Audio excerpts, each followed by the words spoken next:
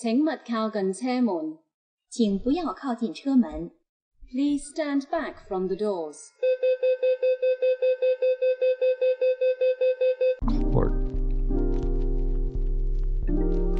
All right, welcome back to another episode of What Kind of Asian Are You podcast. It's a podcast featuring conversations about being Asian. I am your host. My name is Kyle. And you want to continue supporting this podcast, just make sure to keep listening wherever you listen your podcasts on, whether it's on Spotify, Apple Podcasts, or even on YouTube. Just keep supporting, keep following, keep subscribing to it wherever you can find this podcast on, and follow the Instagram at What Kind of Asian Pod. And I'm gonna keep this intro short because I have a very special guest with me.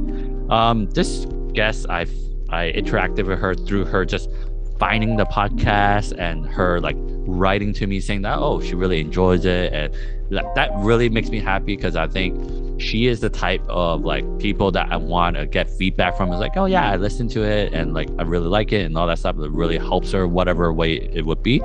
And I'm having her on because she has a very interesting story and background, and she helps, I guess, me in terms of learning more about the diaspora community, or just people being a diaspora in the West. And the reason I say that is because normally I interview diaspora Asians that are either been in the West as an Asian diaspora for a very long time, or they were born here and all that stuff. Their experience is very much similar to mine. But today I'm interviewing diaspora Asian in the West, specifically in Canada, that's recently came to the West. I think less than like half a year or so, or close to like just 1 year less. So I'm very excited to see her, like her perspective, and hear how she finds being in the West, being a diaspora Asian and all that. And I'm gonna let her tell you her bio, her background, because she's done a lot already before she even came to Canada. So without further ado, here's my guest today. Her name is Veta. Hi Veta, how are you doing today? Hi, Kyle. Thanks for having me on your podcast. It's surprising, and hopefully the lighting, everything is fine today. I'm sure it'll be great, and even if it's fine. It's all about the quality of our conversation, and I'm sure we'll have a great one because you have done a lot that I'm very impressed by, and I feel a little nervous actually because what I'm doing is actually something you're really good at, because your background is in content creating, contents like research and all that stuff that I'm trying to get better at and such. So without me talking more, can you just tell us and the audience like who you are, what you're about, and most importantly, what kind of Asian are you? So hi, my name is Veta. I am recently, actually, as of today, it's 7th of November, I just came to Canada, in Vancouver specifically, for 3 months, exactly 3 months. So yep, it's less than 6 months. So before coming to Vancouver, I was a journalist in Hong Kong. I officially started my career during 2019 in Hong Kong, covering the protest for American media, NBC News. And then later on, stepped back a bit, went to a big organization called Hong Kong Jockey Club for due diligence, and then switched back to Fortune magazine for being a video producer. So after that, Canada officially opened the path for Hong Kongers to come to Canada. So I applied for the open work permit in early 2021. So roughly around 3 months-ish, 4 months, I found a job, and now here I am in Vancouver. So to your question, what kind of Asian am I? International context, straightforward. I'm pure Asian, born and raised in Asia for the past of my life, like 27 years. Yep, I'm 27 years old. And specifically, I'm a Hong Konger. I will recognize myself as a Hong Konger because I do know there is a sense of identity with this term. But if you ask me, let's say if you ask me in Hong Kong, oh, what kind of people are you? I'll be like, I'm local international. Because in your previous episodes, you always have diaspora, born and maybe born in Asia, raised in the West, and some of them went back to Asia, and they are having like some sort of sense of identity crisis. For me, I'm born and raised in Hong Kong, went to international school. So even when I have been staying in Hong Kong for the entire life, there's still some sort of identity crisis. So in the local context, as in Hong Kong context, it's a bit more complicated, but in international context, straight on Asian Hong Konger. That's a great kind of way to start our conversation, because you brought up a few points that I want to kind of talk about and kind of get your kind of perspective on, because you mentioned like, oh, I am a Hong Konger. And I think especially since like 2019 with the protests and everything, the term, the Hong Konger identity and all that stuff, or label, and like the importance of it for people, local Hong Kongers, is very important. And a lot of people don't understand it, especially coming from the West, in terms of our understanding of like identity, nationality, and all that stuff.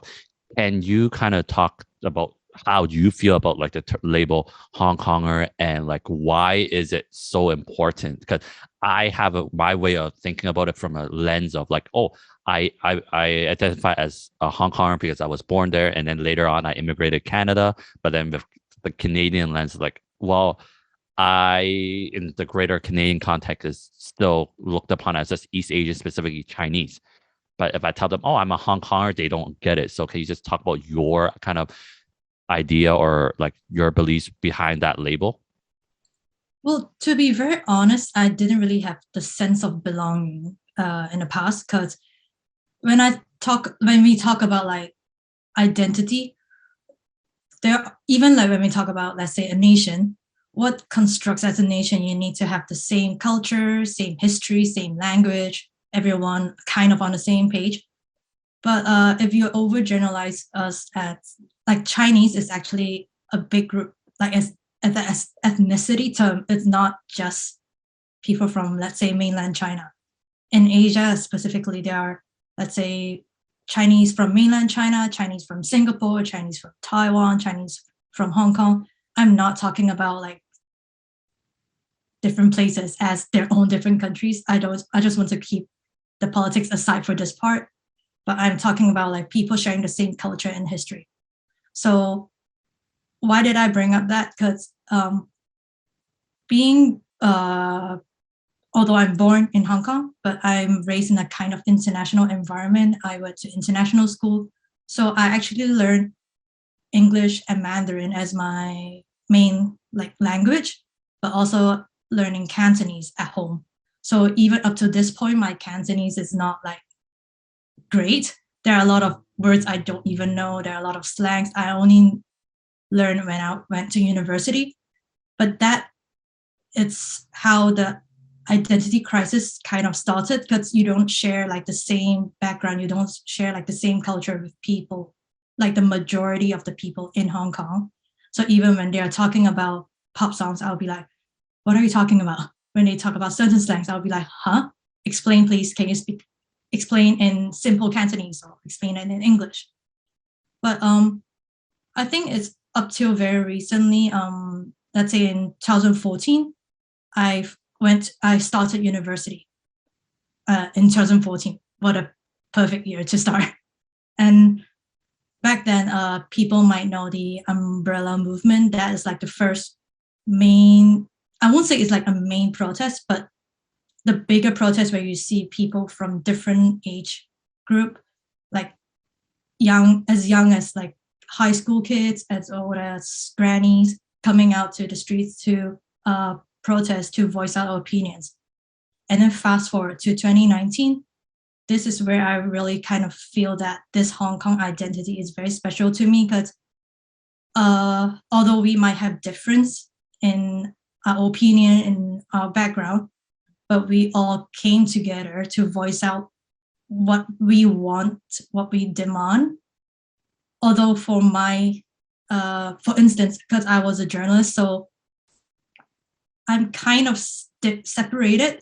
I don't really voice out what I want, because I do think like even though I'm a Hong Konger, I still need to learn more about it, because I've been like kind of detached from the local context for quite a long time, and to a point where sometimes I don't really see myself as like a Hong Kong local, if you know what I mean. Yeah, so I won't necessarily voice out my demand, but I'll be reporting on the demand.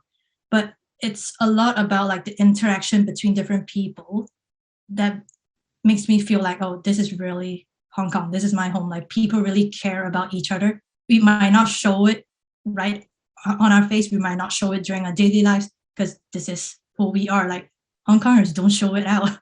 We are very subtle in a lot of stuff.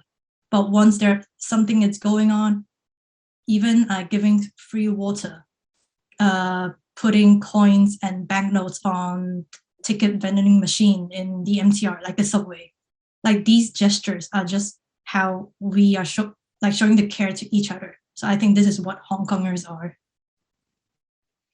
Yeah, I agree with all that you're saying. And I think when culture and language and just the way of life is being kind of constricted or restricted in a way where people are being pushed to become another thing that they didn't grow up having to be, or never really have strong connection to. I think it makes people try to hang on to what they know more dearly, at least for me, in terms of the language, the culture, and all that stuff. And I hope that in whatever kind of situation we may be, whether you're actually still in Hong Kong or overseas, just protect whatever cultural touch points that you have that connects you to Hong Kong or wherever you find your belonging. I think that's very important. And you mentioned a lot about like your kind of separation from like local Hong Kong because of the fact that you went to international school and all that stuff. Can you just talk about then like your childhood in terms of going to international school and making you feel like you weren't exactly part of the local kind of context, or like you don't have that lens? Can you just know how to explain it for those that doesn't really understand like the significance or like the meaning of like going to international school in Asia, and how does that affect your kind of cultural understanding with like local Asian like culture kind of stuff? So it's actually very funny how I actually see that between me and my sister, my younger sister, because she went to local school while I went to international school. I think it's a whole combination of different factors.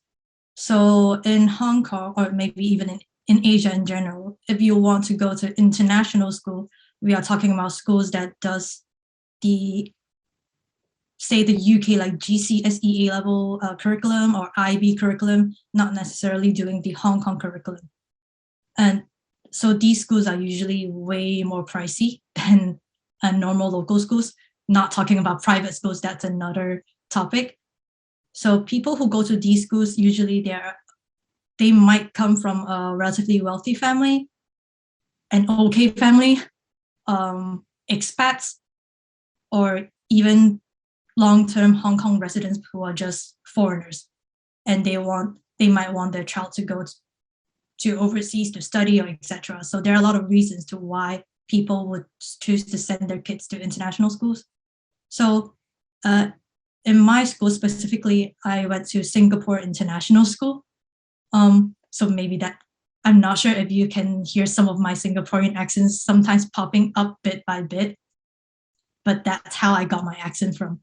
So in Singapore International School, one big difference is that I couldn't speak Cantonese in school. I'm not sure about the current school right now, that if they changed the rules and etc. But back then, Cantonese, it's forbidden in the school. If we say it, we'll need to see the discipline mistress or principal. I don't remember her exact term. So how I got Cantonese, it's only from home. But at the same time, I lived in a place which is another like middle class area. It's like a bubble. Like people who live there they usually send their kids to UK. A lot of international school kids live there, or you have government officials, like not government officials. So if they work in the government force, they're usually at a higher rank than they have the residents in this area. So this is like a background of what Happy Valley is. a really big bubble in the middle of Hong Kong Island. So growing up in international school, when people are listening to, say, Veta Chan in local school, I'm not sure what's like who are the pop stars back then. For us, we always listen to Britney Spears, Linkin Park, Simple Plan, Avril Lavigne. Like these are the ones who we listen to. So that's already like a pop culture difference. And I didn't realize this until I went to secondary school because I no longer studied in international school. The very first year I went to like a local school in a place called Sha-Tin. When I interacted with the kids, I don't really understand what they're talking about. I don't know who the pop star were, and I literally had to like try to study more about the Hong Kong local culture, try to listen to more canto pop, although I don't really understand the words because it's like when you listen, the lyrics doesn't enter you. Like English goes in, you understand what they are singing, so I'm fine. But Cantonese went in my mind, what the hell are you singing? I don't understand. So that's like, that's a culture clash again. I tried hard to try to learn more about the local culture, try hard to learn about the slangs, to do the haircuts that they do, to like dress up the way they dress. But that kind of affected me in another way because I didn't really enjoy the entire forcefully try to blend in when I don't really understand the culture yet. So that amplified the entire identity crisis. And plus that was a year, I was around 12, 13-ish. And my English is way better than my Cantonese. I still have some like hao yum in Cantonese. Up till this point, I think I still do have slight hao yum. And then some kids just came over and told me, if you want to pretend to be a Westerner, go back to America. And I was just like, dude, I'm from here. I don't have anywhere to go. I only hold on to the Hong Kong passport. So why are you doing this to me? And that kind of pushed me further away from the local identity. Further, I don't want to be local. I don't want to be Hong Kong. I don't want to be Chinese. That kind of like shifted me around. And until when I went to another school for my secondary school. It's very international in a sense where you have a lot of international kids, a lot of international teachers, but it's a local school. And that's how I found my own identity again as like a local international where I don't really fit in either, but that's just the way I am. And I do find maybe that's just Hong Kong in general too, because Hong Kong is like, oh, you're in the East, but you have a lot of Western influence. So I think that just sums up what is a Hong Konger, is like, you don't blend in, not you don't blend in.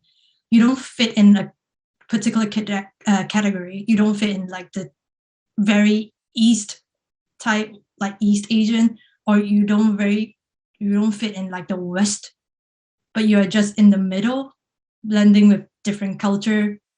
And wherever you go, you just start to blend in with different cultures. You start to adapt, and that's just what Hong Kong is, I guess. That's very interesting to hear how you had the same kind of feelings, that anxiety, and just that feeling of like, I don't want to be local, or like this Asia, or like that kind of mindset when a lot of the diaspora Asians that I interviewed that born and raised in the West feel this sort of way when it's like when they interact with people that are saying, no, you're not Asian enough, or you're not good enough, or whatever, and like, oh, I'm gonna try to be as white as possible, remove myself from being considered as like Asian, because, well, you don't think I'm good enough for you, but at the same time, it's like they don't see like they're able to attain that level. So it's quite interesting to see how one could feel this way or feel diaspora when they're born and raised in where no their parents are from and such. So it's quite an interesting thing that I think I didn't realize people can feel like that until I keep interviewing diaspora Asians that perhaps more like you who are more born and raised in Asia, but they went to an international setting kind of stuff, or maybe they like went to boarding school overseas, that kind of thing. But so now I want to get into like specifically like, oh, you had this kind of childhood. You did all kind of like trying to find yourself in terms of identity and stuff. So in terms of your education after secondary school, where did that take you? Like, did it take you to anything in particular that relates to your identity, or you just found something that you really like and you studied it? And can you just talk about like how that transitioned to the career that you took before you immigrated to Canada? So after secondary, during let's say in Western terms in high school, so that was around grade 9, 10 ish. So I wasn't going through like mentally I wasn't really great, and I think I was kind of diagnosed with depression back then. So trying to understand myself a bit more, trying to fit into different culture, I didn't realize it had pushed me towards this state, like this mental state. The fact that like as a kid, when you're in Hong Kong, in your own city, you want to get like the sense of belonging, but you don't get it. And I just went deeper that rabbit hole. I don't feel like I belong to anywhere. And in the end, somehow depression popped up, and I just really had a bad high school period. Like my friends are great, but it's just mentally inside, it's just not. So but as time passes by, when I get nearer to the end of high school, I know that I need to get myself together. I need to get a university degree and stuff. So I kind of like popped out from depression for some reason. I don't know how my mind worked, but I popped out. I recovered, and I was thinking, this is interesting. How can I help people? So I was kind of studying psychology a bit, but also I'm not sure in the Western context, like in Hong Kong, if after the public exam, if you don't do that great, or if you just slightly went off a bit, you might not you don't really manage to get into university. And if you don't get to university, we have different levels depending on where you are. So I did associate degree, which is more theoretical based and stuff. So I started studying psychology for like a month, and I realized this wasn't really what I wanted. Like the 4 schools of psychology, I don't even remember anything right now, but I don't think this is the right path for me. So I was thinking, what should I do? What should I do? And I transferred into another community college, and that community college is just social science in general, and did not specify in an exact major in the social science umbrella. So I was studying about media, still a bit of psychology, sociology, anthropology, political science. And it's not until when I wrote a paper about China-Japan relations. It was back when Shinzo Abe was running for, what is Japan called? Prime Minister? Yeah, Prime Minister.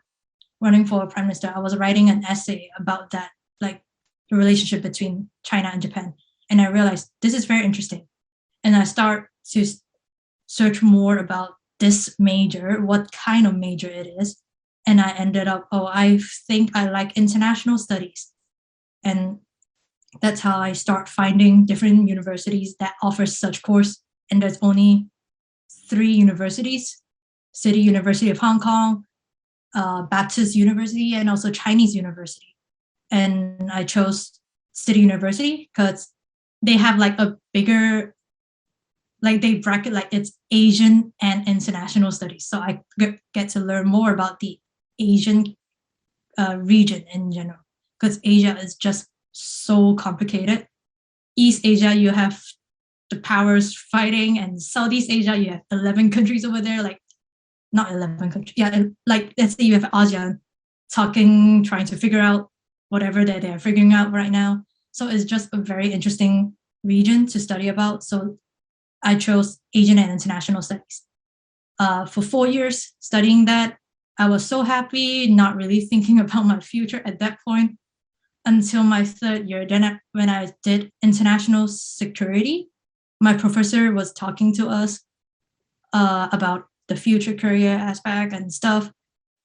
We had a Korean girl in our school, in my class. Like, she's my best friend. I kind of missed her, random, but my professor was telling her like she'll be fine. She could potentially be work in foreign diplomacy, because Korea, it's a country. But for us Hong Kongers, it's not like impossible, but it's harder. To a point where Beijing might have already closed the door to us. But that makes sense because we are not in the system. So it's hard to be a foreign diplomat in Hong Kong when Hong Kong is not a country. And I realized, what can I do with my degree, with my international studies degree? Then I was reading, I was also interested in the environment. So I was reading different news back then. And it was the time where we have Cape Town had like water crisis, like day zero. And then I realized not a lot of major media publication was actually reporting on it. So I took this topic and I went to the interview with the University of Hong Kong. And I mentioned this, and even somehow one of the professors were like, oh, there's day zero right now. I'm like, yeah, there's day zero. It's a huge thing. Water, it's very important. Then that's how I figured out maybe I should start doing journalism, start to write more about important stories that I think it's very important to me. It's environment, because that's the like human needs water and human needs food to survive. And if no one is reporting about it, or not as much, then what will happen to the world? So that's how I got into journalism. That's great, because I think from how you kind of explain it, you got into journalism, being a journalist, through you seeing a hole in this whole media system of underreported kind of news item that matters, and try to give those news items a voice that, you know, people can hear and support and like be more mindful of. I think that's very important. At least that's also what I'm trying to do in terms of, you know, highlighting stories that I think people should know more about or like go behind and such. So I think what you're doing is great. And you venturing into journalism, becoming a journalist, it came at a very interesting time in Hong Kong, 2019, the whole protest, and a lot of it's pretty much 24/7 because they make sense with the 24/7 news cycle. So can you just talk about your experience being a journalist in Hong Kong during the whole protest, what you saw, what kind of feelings you had, and just your thoughts on the whole thing that you want to share and want people to know? So it is, firstly, it is still kind of ongoing, although the protests are no longer on the streets because of quote unquote COVID. I'm not saying COVID is not here, but like it's like the social distancing measure. If anyone of like, pretty sure if anyone needs to go to Hong Kong or we have families in Hong Kong, we take a look at all those COVID travel restrictions, COVID quarantine restrictions, we'll be like, what the hell are you doing? But that aside, so in 2019, it was very surprising because that year also the June 4th Museum opened, and I was interning with the Associated Press back then, So I went to that museum to learn more about June 4th because, yes, we know about the Tiananmen incident, but I'm born after the Tiananmen incident. So there's still a sense of disconnection in a way in the society. But so I went to report about it, interviewed Veta Chan, which is, I think he was the vice conveyor of Civil Human Rights Front. I didn't know who he was back then because I didn't really know much about Hong Kong politics. That incident is like a crash course to me to know every single politicians in Hong Kong. So from that, and then I went to the Pillar of Shame, like Hong Kong Students Union usually have like, they have that event, they clean the Pillar of Shame. So I interviewed the people over there and didn't realize, I think after a week, the protest officially started.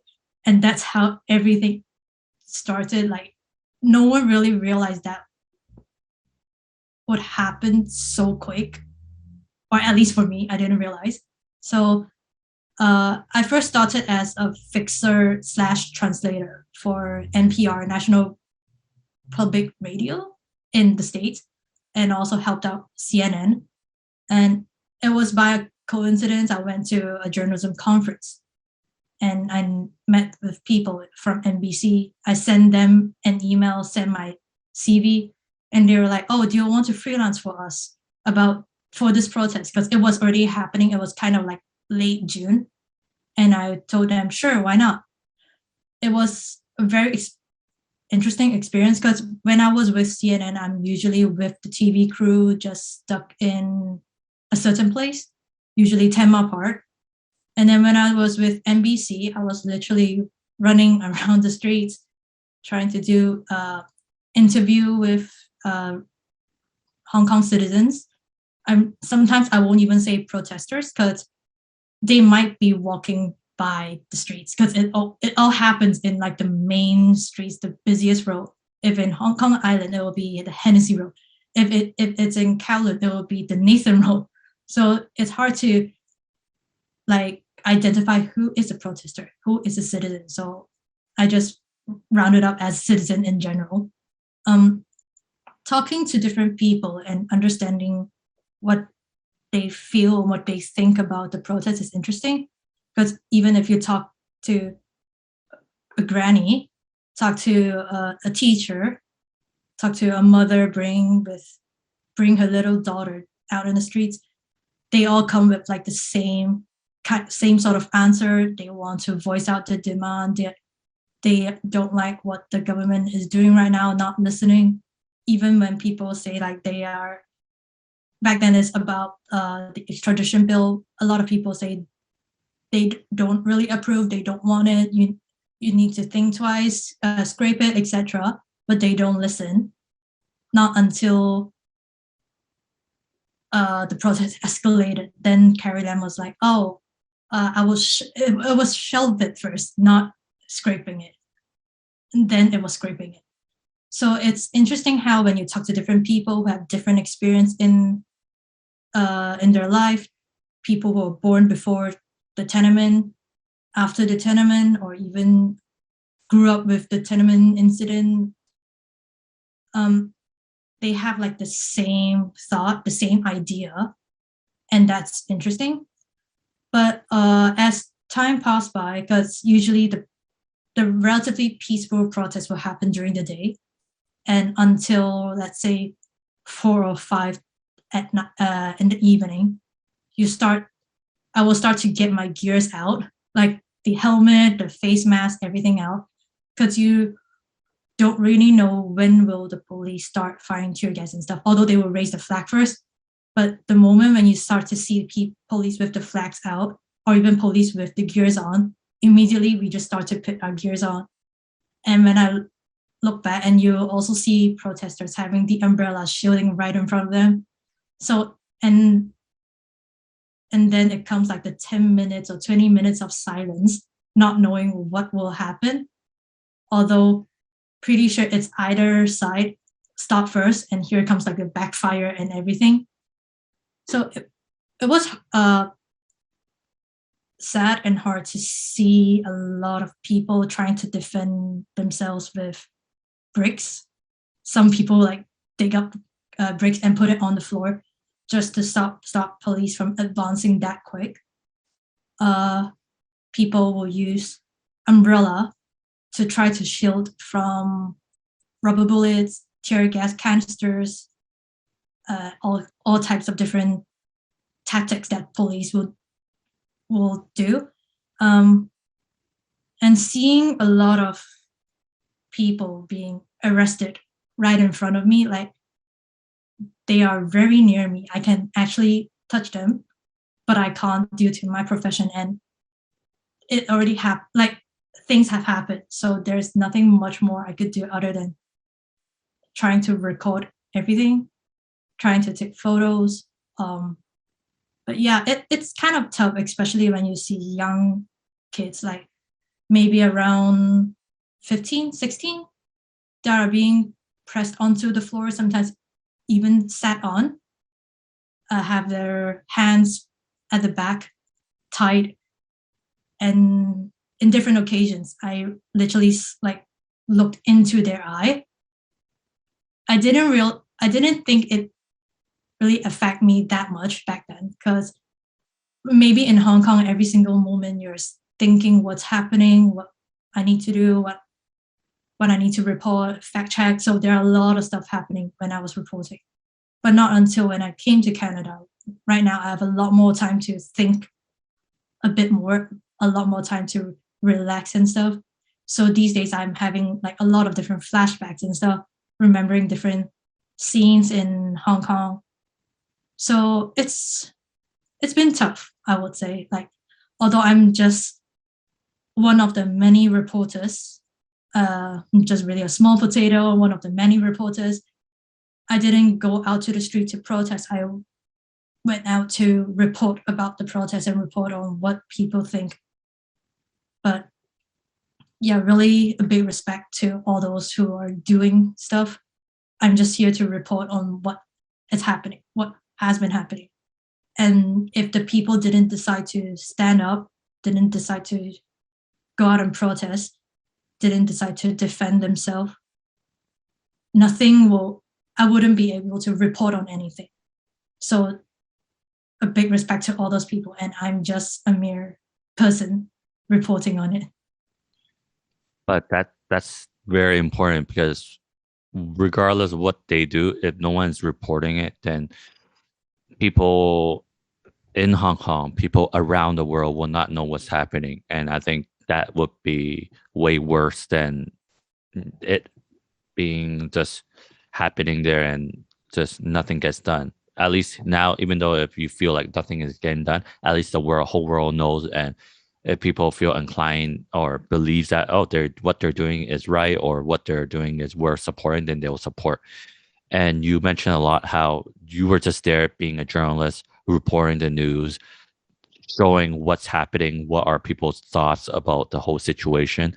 But like you said, it wasn't about how you felt, how you see it, and all that stuff. So now that you're removed from it, you're not a journalist in that sense anymore. You're not really actively reporting on it, covering and such.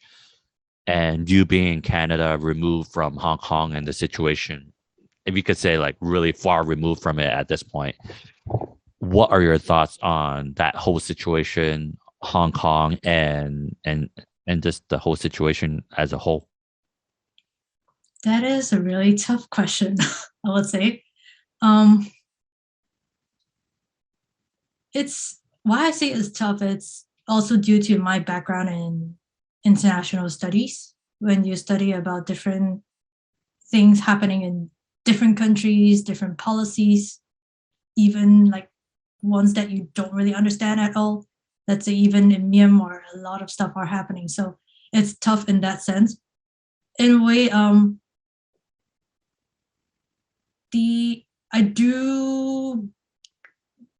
I don't really know why the government needs to, like, cause okay, so this thing kind of started with the extradition bill. So if we need to talk about extradition bill, why do you need to create this bill when you can actually have like separate extradition treaties with certain countries that has been happening. You have that with different countries. So why are you doing this? That's a reason, like no matter how much you might say, oh, it's not for us to extradite people to China. They didn't say it out, but it's not hard for people to just imagine, to do the linkage, like why this popped up. And that's why there's a lot of focus on how that extradition bill could have led to people being sent to China. And so that's like the tipping point. So when a lot of people came out to protest, obviously, although I was a journalist, but before that, I'm also a human. I'm also a Hong Konger. So as much as me trying to be professional during my work, trying to report on both sides, if one side was throwing a Molotov cocktail, I reported it. One side is firing tear gas, I'll report on it. I will not pick sides in that sense. But in my mind, usually I will still admit that I'm kind of with the protesters. It's like we share the same ideology. We are all fighting for something that doesn't make much sense in a way, like what I've explained just now with just say the extradition bill. But there are a lot of demands where I think it's impossible to reach. Just because, yes, we are protesting, but yes, there are also vandalism. There are also different acts happening during the protest. So that might lead to certain criminal convictions. So that is why I say it's kind of impossible to achieve all the 5 demands back then, like releasing all those who are arrested, etc. But that being said, seeing how the courts are doing the trials, convicting people, sentencing people based on what they were wearing, based on their intention to participate in the protest, it's just very bizarre because everything that's written on the books, everything that was like illegal, let's say illegal assembly, you need to do something that it's actually affecting the social harmony, something similar with that. But the fact that now you're in that area where the protests happen, you wear the same clothes, you have the mask or even a helmet, regardless of thinking about whether the police will actually start firing tear gas, because that happens a lot of the time. And now they're convicting these people. It's just like we no longer know what to expect, what to believe, where is the red line. I think that's really changing the entire atmosphere right now. Like when they have this national security law, a lot of people are asking, so where is the red line? What are you talking about? What do you mean by like terrorism or sedition or threatening the national security in general? Because this could be like, national security could be a whole big umbrella. Just a tiny bit, you can also be convicted. And last year, nothing really happened yet. Everyone was still kind of wait and see what might happen. This year, you have Apple Daily gone, the politicians gone, not gone, but currently still in prison, not still waiting for the trial. You have people sticking like stickers, they are arrested. You have people talking about something, like let's say the Therapist Association, like their book about the sheep and stuff. Now they are a threat to national security. So there are a lot of lines where people no longer really know where it is, but it feels like it's just getting, like the line is getting nearer and nearer to a point where people start to stop talking, or they are very careful where they say something. Like even in Hong Kong, the moment I know I will leave, I kind of went silent on social media. unfortunately, but that's something that I decided to do. Because you never know whatever that you've posted on social media might trigger to something else that might affect you. For me, it's getting out of Hong Kong back then. So that's my main priority. So not really posting on social media, being very careful where you're seeing certain stuff. Even now that I'm being in Canada, although I could voice out a bit more, I'm a little bit more vocal on Twitter these days, but I'm still being very cautious because eventually when you have roots or you still have people in Hong Kong, you need to be very cautious with that. Yeah, for sure. And yeah, it's just really tough and just unfortunate of how the situation was and how it has become with the national security law and also all the things that they're doing behind the scenes that's yet to kind of reveal itself fully, and like the progression of rule of law and like standard of living and just freedom of speech and all that stuff.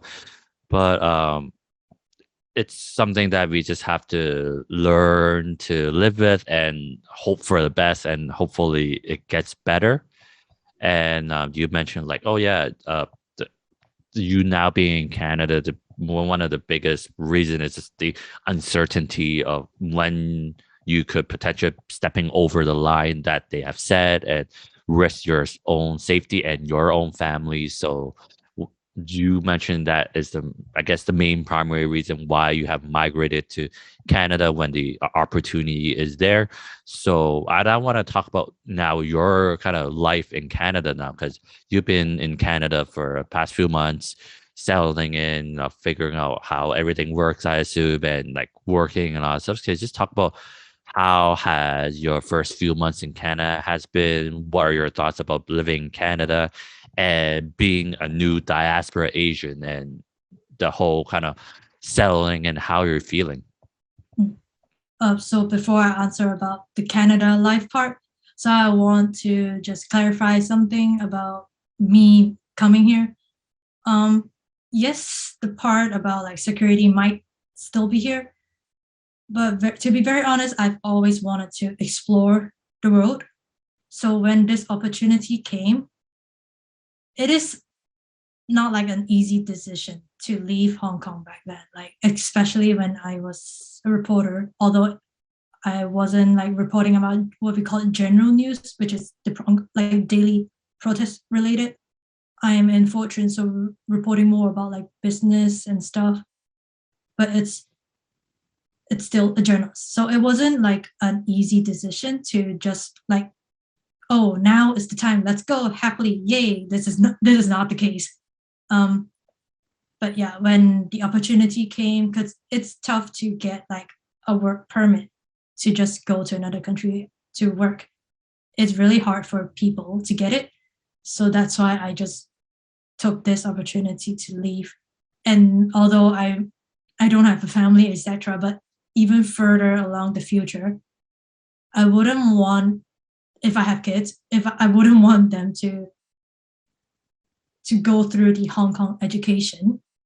So that's one of the reasons why I decided to leave. So back to about my Canada life right now. First, I will say I am one of the lucky ones that I actually managed to find a job before even coming to Canada, where a lot of people just came and start finding different jobs. So I have a secure income already in a way. And I'm lucky in a sense that I have friends over here whom I know for quite a couple of years already. So now I'm still living with them. In the future, I will be moving out, but right now I'm still living with them. And that really helped me a lot because coming to a different place, although I consider myself quite independent, I don't, even in Hong Kong, I have friends, but I don't have a lot of friends. So I do think I can still survive. But having friends over here, having people that you can talk to, chill and chat, whether or not it's about Hong Kong or about hockey, very Canadian hockey. That actually helped me to ease a lot of, I don't know, worries and stuff. And the fact that I know there are people here who I could depend on and ask for help, that really helped me. Canada is very chill. Vancouver is very chill compared to Hong Kong. Other than right now, it's still raining right now. So I think it's just a very normal thing in Vancouver, raining all the time. But other than that, maybe because even in Hong Kong, I don't really have the sense of belonging. I kind of still am detached with the quote unquote large majority. That's why I don't really feel like, oh, I'm totally out of place in Vancouver, because I felt that the entire life. So it's just a different place with a lot more foreigners right now. So would you say your kind of transition to a new country, a new system, essentially a new way of life, hasn't been as tough as, like, say it would be if, say, you didn't have like a job right away or you didn't know people here already? Would you say your kind of transition has been relatively smoother than you expected, or did you have any expectations at all before coming to Canada from Hong Kong? I mean, basic expectation, let's say the tax, I know about that. The tax system and stuff. Hong Kong is just interestingly low. Maybe that's another issue that the policymakers need to think about. Let's leave it for them. But I would say because of my background, how I'm kind of always international in a way, I obviously don't have any language issue. I might have if I decide to go to Montreal instead, but I didn't even put that in my list because I don't speak French.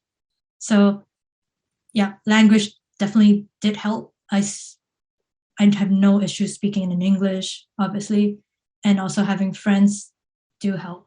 If I don't have friends here, I don't know. I know there are different groups in Vancouver, like holding gatherings for different Hong Kong diasporas and stuff. I haven't participated in any one of those. I will probably do in the future just to check out and just to know more people. But I would say yes, the transition is definitely, should I say smooth? I'm not sure, because I'm still with my friends right now. So I don't really consider like doing everything by myself at this point, because I know I have people to depend on. So maybe when I move out, don't know when I move out, maybe even next year, if you ask me, oh, do you think your transition is smooth? I might have a different answer. But currently right now, I think it's fine. And also the fact that for some reason, I message different people in Vancouver to meet up. One of them is Ben, who was in your podcast quite way earlier. Yeah, so I messaged him and we met up a few times. And yeah, it's just like taking an initiative to try to reach out to different people, to meet up with them. That really helped me a bit. So I know there are like-minded individuals here in Vancouver whom I can chat with, talk with. So I would say it's still pretty fine right now. It's great. And I'm happy to hear like your new life in Canada has been like okay so far, and that it's letting you explore things and do things that you want. And it's a long process to feel like you belong. I'm sure you'll continue to try to figure it out, because I mean, even for me, I've been in Canada for a very, very long time, and I think that feeling the feeling of like fitting in is a lifelong journey, as I always like to say. And I think as long as you have the right people that could help you if you need help, or like just to share thoughts and feelings with, I think that's really good. And you have someone like Ben who's very helpful, very supportive, and like great person to talk to and hang around. I think you're off to a great start already, and I'm really happy to hear like you're not like, oh, I hate Canada, or like, oh, it's a mistake. I wish I went to somewhere else instead, or whatever. I'm just glad you're enjoying it, and I hope that you're able to explore not just like BC, where that's the province you're at currently, but also like other parts of Canada, so that you can see the full like picture of like what's like being in Canada and all sorts. And talking about more like, Canada living and your thoughts about it. Are there anything that shocked you coming here that you did not expect, or like things that you found interesting as you kind of settling into Canada, specifically Vancouver, for the past few months? I don't, to be honest, I don't think I have a lot of like culture shocks in a way, because I do have friends who live here. I do have a cousin who lived here but moved back to Hong Kong. And the fact that, because like in international studies, you always read about different places. In news, you always read about different news about different places. So it wasn't like a big shock to me, even with the anti-vaccine protests. I do know that it happens in the western part of the world. So that is like the biggest shock already in a way. Other than that, I think I do remember, like, let's say it's very random, like the first time I went to Costco with my friends, it was like shock, overwhelmed. Like it's just like a sensory overwhelming because it's so huge. Whereas in Hong Kong, everything is like tiny, tiny, tiny. So I think this is like the biggest difference.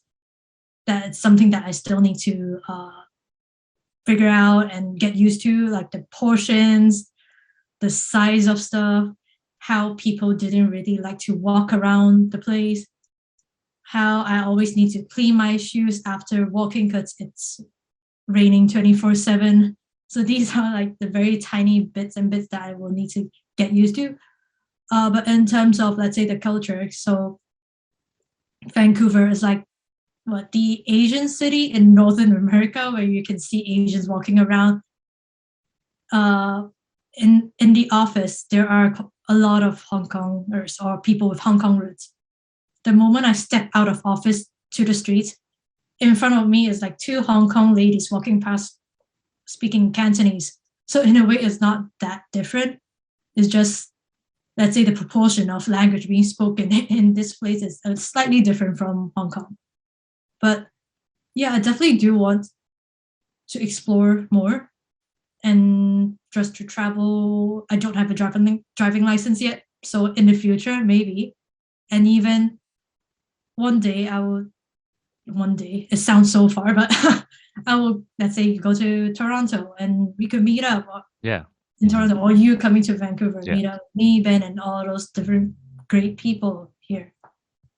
Definitely. And talking a little bit about like how you're really doing fine so far and adjusting well, but do you have any kind of tips or advice for maybe other Hong Kong people that are about to take on the path of immigrating to either Canada or to other parts of the Western atmosphere? Like any tips or advice that you give them so that they could have a more like easier transition, or just easier time to get used to being in a different place after living their whole lives elsewhere in Asia?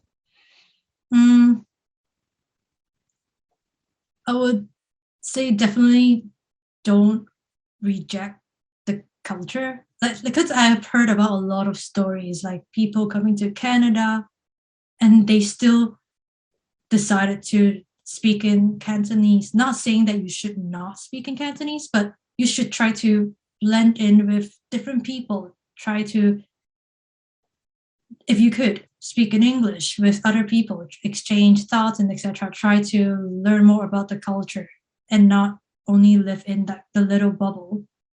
That is like very big, like it's a step one to try to live in a different country, because obviously I haven't stayed long out of Hong Kong compared to Vancouver right now. Oh no, I stayed in South Korea for 4 months during my exchange. But it's still in Asia, so it's kind of different. But I had a slight experience in Myanmar. Talk with different people, try to eat the local dishes. I didn't really get to take the bus yet because I'm really afraid that I will miss a stop in Myanmar, because I don't like it. Let's say in Korea, you can read it. There's still some English. Burmese is just like, I don't understand. It's a whole bunch of circles to me. Sorry for any people who are listening to this who are from Myanmar, but it's like, I don't understand. It's like people looking in Chinese, it's alien to them. It's me looking at Burmese. I don't understand anything of it.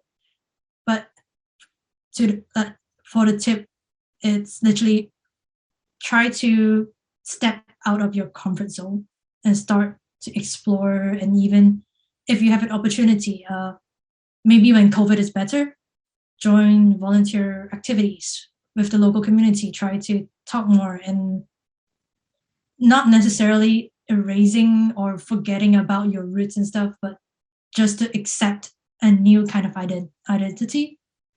I'm not, at the same time, I'm not sure, because people leave Hong Kong for different reasons. And for me, I've also been talking to my friend about it. Like she will leave Hong Kong soon. In the first 2 months, for me, it's fine. I didn't really have any issues. I'm not talking about house or stuff. I'm talking about mentally. I didn't really have any issues for the first 2 months maybe. But then the more time that you get to think about your past or what you want to do for the future, for me, I always have this survivor guilt coming, because yes, I'm the privileged one that I could make use of this path to come to Canada, but a lot of people don't. Canada specifically mentioned you need to graduate within 5 years. And for me, it was easy because I even have my master's degree, so I don't really need to think much. I just apply, snap, done, approved. But for a lot of people, let's say they're still studying and they might not manage to catch the deadline before this path stops. Or some people who are convicted, although the Canadian government didn't say that they will include like illegal assembly or anything related to 2019 as a real criminal conviction. Like they will kind of exclude it. But at the same time, it's just hard. Like you don't know what exactly will happen. An example, even like the Mengwajo incident, just snap, done. Wow, that's quick. The 2 Michaels back, it's good, but that's quick. So a lot of these incidents are it's increasing the uncertainty for a lot of people. So although I'm here right now, I always remind myself, why am I here? How am I here? How can I get here? It's because of a lot of people who went out to demand for what they want. Somehow they got arrested. And it's all the deteriorating factors that led to this. Not saying that this is perfect. This is definitely not perfect at all. But I do hope that Hong Kong people, especially those who leave now, remember why you're leaving. Because I do hear there are a lot of people who left in 1997 during the previous big immigration wave. They left Hong Kong. They went to a different country to start out a new life. And now when a lot of people come, they are saying things like, oh, how's Hong Kong? Are there any more protests? And when we say no, because obviously there are no more protests, they'll be like, oh, so Hong Kong is fine now, it's stable. Like these are just simple comments, but it actually hurts a lot of people because we went through all these and you are in a different country. and now you're saying this back to people who are coming from the same city, potentially similar to why you were leaving in the first place back 20 years ago. So to a lot of people who are leaving right now, there are a lot of people who are understanding to the current situation in Hong Kong, but do be mindful that there are also a lot of these people who are kind of detached from Hong Kong, and they might not say something that you might like. It is frustrating at a lot of times, but just don't put too much effort in it, because like in Hong Kong, there are a lot of people whom we can't change how they think. It's the same thing with here. Not necessarily saying that don't try to explain to them the situation, but don't forcefully start to try to change what people think, because by the end of the day, you are the one, or we are the one, who's going to suffer mentally. Yeah, I think you just do what you can do and let the rest be how it is, however it may be. There are things that are in your control, but there's also a lot of other things that are beyond your control, and you should just not worry too much about it, or it's going to affect you in negative ways. And I think you got to protect your own mental health first and foremost, and fight for what you believe in, and all that stuff will follow through and work itself out. And during this whole episode, we've been talking a lot of heavy stuff, and but it's very important because I think it's good to hear people's perspective on tough issues that they are really knowledgeable about, or really passionate about, or have a perspective on. And I thank you so much for sharing your thoughts and feelings about it, and hopefully people learn a bit from our conversation. Also, if they're more interested in it, that's great. Then they do their own research and have their own thoughts and feelings about it. Like, we're not saying, oh, you have to think like this or that. Just no, we tell you this, you can do further research and you can make up your mind on your own. But I don't want to take too much more of your time. It's been really great talking to you and knowing more about you and your story and what you do, and kind of like your perspective on Hong Kong and just your experience. And if people want to follow you or connect and like just learn more about your work and such, where can they find you? Your website, Twitter, Instagram, all that stuff. Oh, so I am on Twitter and Instagram, but I'm a bit more active on Twitter, not so much on Instagram. So they just VetaLychan, and that's my handle for both. I also do have my own online portfolio, just VetaChan.com. So it's easy, straightforward. So you can find me in all these places. Yeah, definitely check out her website where she has her work in terms of video, text, and photos. Very cool to check out. If you ever have time, you want to know more about what she has done, definitely check it out. And on this note, again, thank you so much for joining me today for this conversation. And best of luck in your own kind of journey in Canada. And I hope you continue to enjoy Canada and everything that Canada offers. And yeah, on this note, thank you for listening, and join us on another episode of What Kind of Asian Are You podcast next week. And remember to follow us on all social platforms that we're on, and follow the podcast, and leave comments and reviews if you like, and reach out to us if you ever want to talk. And till next time, bye bye.